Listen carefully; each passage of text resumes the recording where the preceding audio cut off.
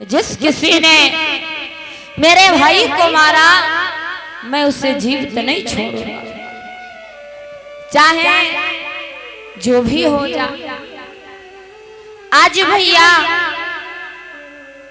सारे देवी देवता जहां के तहां शांत बैठे। क्यों? क्योंकि हिरण्याकश्यप ने कह दिया कि जिस किसी ने मेरे भाई को मारा मैं जीवित नहीं छोड़ूंगा।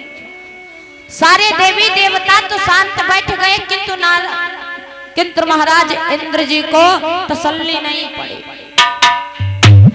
आज सारे देवी देवता उस सभा से उठ करके अपने अपने जगह, अपने अपने आसन, अपने अपने लोक को चले गए।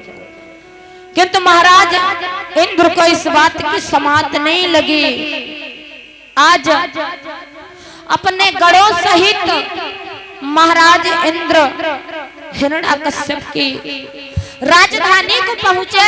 और जब पहुंचे तो भैया भगवान की ऐसी माया, उस समय हिरण्याकश्यप अपने राज्य से बाहर शिकार खेलने गया था।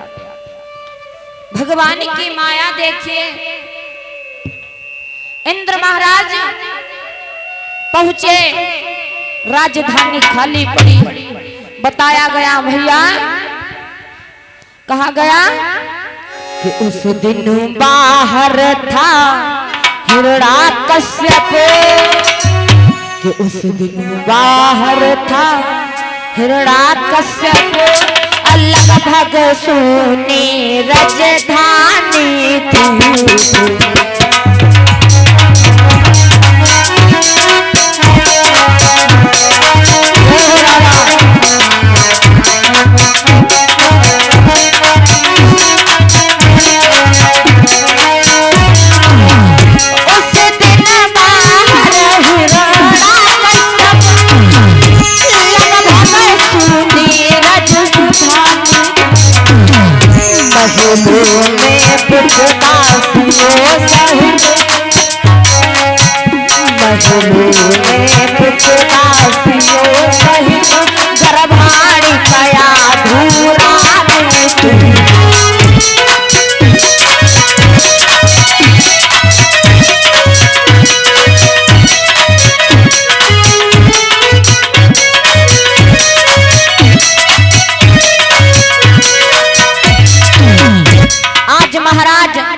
चलते चलते इंद्र के राज्य में पहुंचे, वो हिरण्याकश्यप के राज्य में पहुंचे।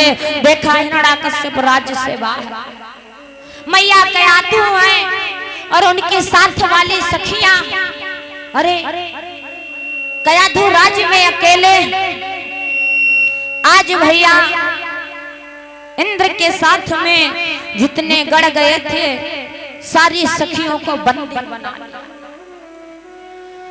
इंद्र महाराज मैया कयाधु को बंदी बना लिए और बंदी बना करके मैया कयाधु को लेकर के इंद्र महाराज वहां से निकले।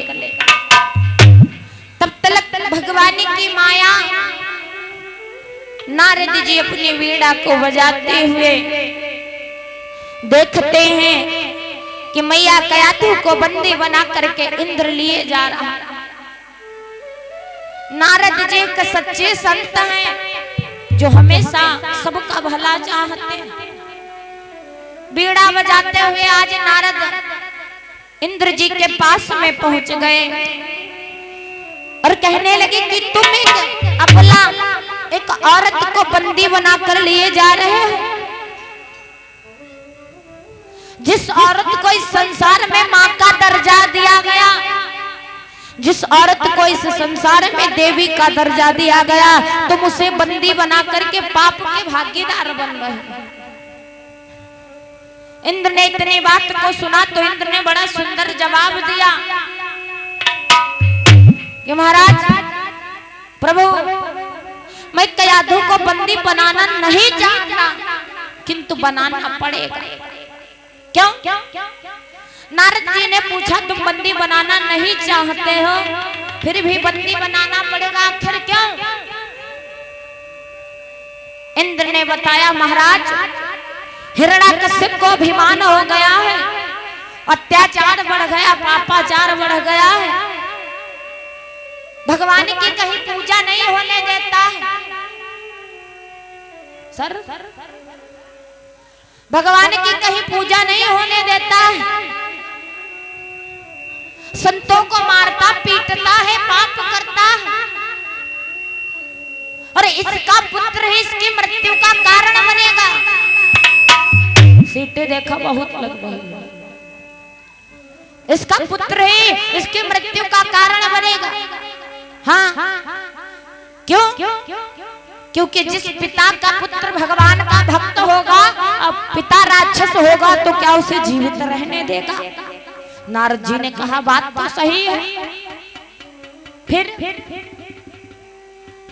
इंद्र ने कहा मैं मैया कयाधु को बंदी बनाकर ले जाऊंगा, क्योंकि मैया कयाधु के गर्भ में हिरण्यकश्यप का काल पल रहा है। नारद जी ने कहा तुम ले जाओगे तो शायद हिरण्यकश्यप तुम्हें जीवित न छोड़े। हाँ, ऐसा करो तुम मैया कयाधु को मेरे साथ में भेज दो। इंद्र महाराज ने बड़ा विचार विमर्श किया, ठीक है।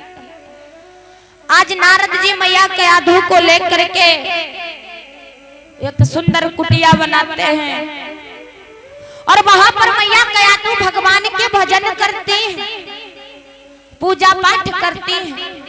कहा जाता है यदि गर्भ में बच्चा पल रहा हो, माँ पूजा पाठ करे, भगवान की आराधना करे, रामायण पूजा इत्यादि करे, तो उसका पुत्र भी संस्कारी होता है।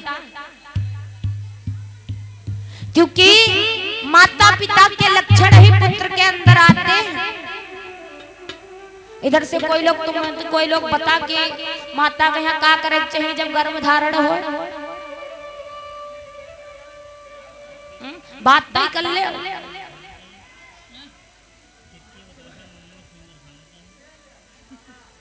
थोड़ी देर अगर बात ना करो तो कुछ बिगड़ ही ना है। ए भैया, महाराज नारद जी मैया कयाधु को सुंदर कुटिया में रखते, मैया कयाधु को गर्भ धारण। सुबह जल्दी उठती हैं, स्नान ध्यान करती, भगवान की भक्ति पूजा अर्चना करती हैं, दुर्गा पाठ, राम कथा इत्यादि पूजन वाले कार्य करती हैं। धीरे धीरे करके मैया कयाधु को 9 महीने पूर्ण हुए। 9 महीने पूर्ण होने के बाद में मैया कयाधु के गर्भ से एक सुंदर बालक का जन्म हुआ। और जब बालक का जन्म हुआ तो उस बालक के गुण भी बड़े अच्छे हैं, बड़े सुंदर विचार। समय के साथ में पुत्र बड़ा हुआ, उस पुत्र का नामकरण किया गया, तो उसका नाम प्रहलाद रखा गया। पुत्र हुआ तो नारद जी बड़ा खुश है, मैया कयाधु भी बड़ा खुश है। और इसी खुशी में बड़ा सुंदर सोहर गाने का प्रयास सभी लोग बड़े भाव के साथ में श्रवण किए। आज मैया कयाधु को पुत्र की प्राप्ति हुई तो मैया को बड़ी खुशी है। संसार में एक माँ को जब पुत्र प्राप्त होता है, एक पिता को पुत्र प्राप्त होता है, तो एक अलग ही खुशी होती है सोच करके कि बुढ़ापा में हमारा सहारा बनेगा। भैया बड़ा सुंदर भाव फिल्मी दुनिया वालों ने दिया और कहा कि 12 बज के 12 मिनट पे, कि 12 बज के 12 मिनट पे लल्ले का जन्म हुई गवा। बारे बल्लम मोरे घर